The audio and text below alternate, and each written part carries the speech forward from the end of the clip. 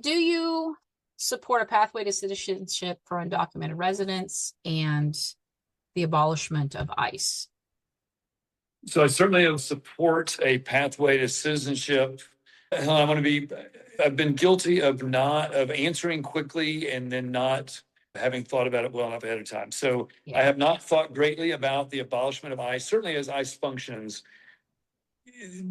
If the question is, are you, if ICE is going to continue to function as it is now, terrorizing people in apartment buildings in Chicago, killing Americans on the street in Minneapolis, do I want that organization to continue or do I want to get rid of it? I want to get rid of that. That's a Yeah. no-brainer.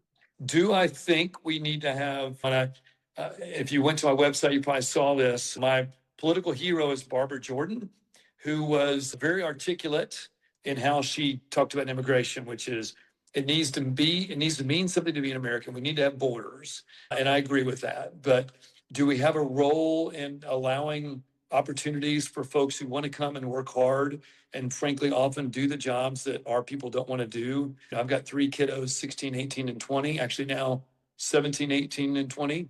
Do they want to be picking crops and re-roofing the houses here where I live?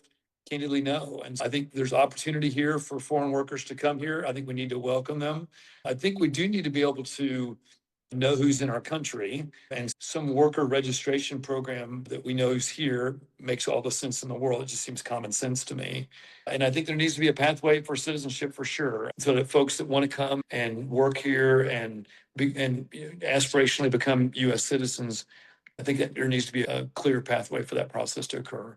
Yeah. I think that ICE, as we know it, has not actually been around that long. That when they made all those after 9/11 and all those things eventually happened, it was a culmination of many things, but that's when it really started into the form in which we have now, and then got funded and funded over the years. And I think abolishing it, I think this is something a lot of people have when they hear abolish. It doesn't mean that you just take it away and they'll replace it with some other system, or you know what I'm saying?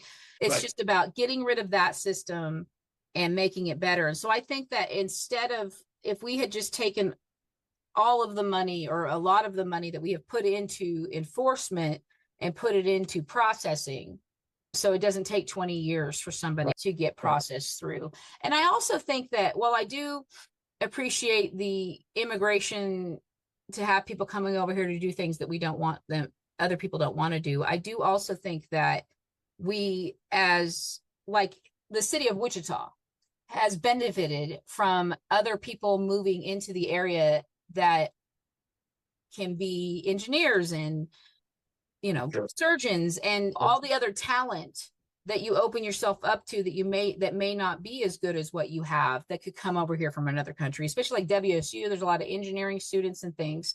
So what happens is they come over here and they get all this knowledge. Now, granted, some of them do it with the complete intention of taking that knowledge back to their home country. But there are a great many of them in Wichita that come here, they fall in love, they want to stay in America.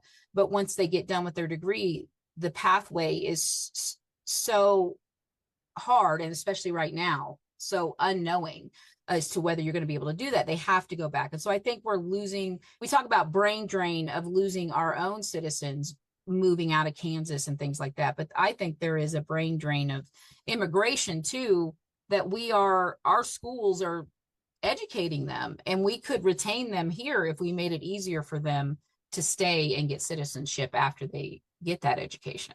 Yeah, no, I agree 100%. And I don't mean to imply that the only folks that are coming here are the folks coming here to pick crops. That's Yeah. frankly, that's That's what they're going racist. after right now. Yes, yeah, In your but no, defense.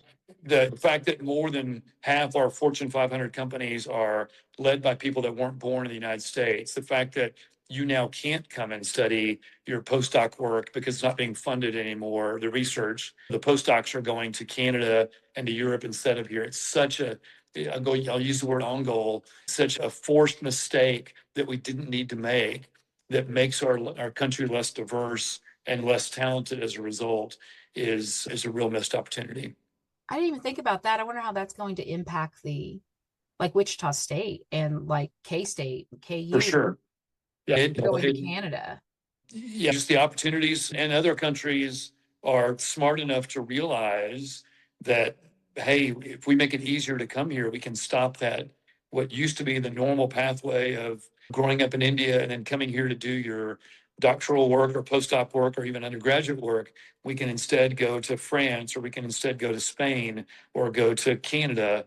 The countries are smarter than we are with regards to understanding that attracting talent allows the opportunity for that talent to stay there. Yeah, throwing Yeah. up barriers is just, it's super short-sighted. When it comes to the medical field, I do not care. I don't care where you come from. I don't care who you Yeah. are. I don't care if I need an interpreter. If you're the one that's the best person to cut into me, to do the thing, I want you. And so I think that, yeah, I think that's something, I just think it's something that a lot of people are not factoring into the immigration thing.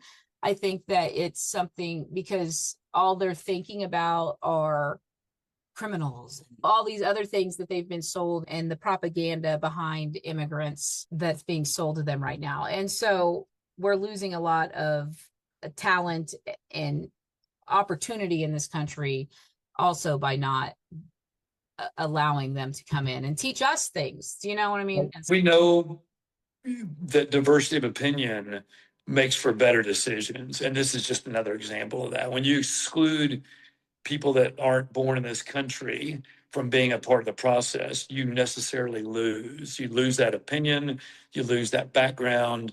It's just, it's an unnecessary error that this administration just has not recognized. Probably, frankly, because they don't get a diversity of opinions.